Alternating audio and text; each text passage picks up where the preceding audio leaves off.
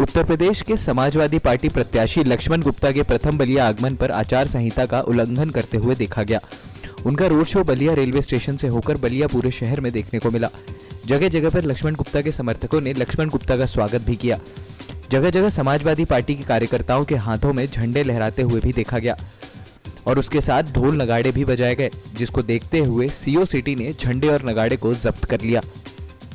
उसके बाद लक्ष्मण गुप्ता ने अपने समर्थकों के साथ बलिया में सभी दुकानदारों से मुलाकात की।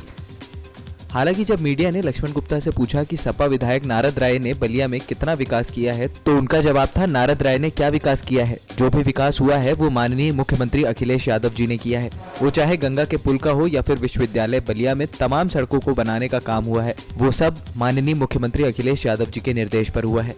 इतना ही नहीं, उन्होंने बसपा प्रत्याशी नारद राय को ये भी कहा कि नारद राय को बलिया में चुनाव जीतने का सवाल ही नहीं है। आइए आपको सुनाते हैं क्या कुछ कहा सपा प्रत्याशी लक्ष्मण गुप्ता ने। नारद राय ने अपनी कौन विकास किया है?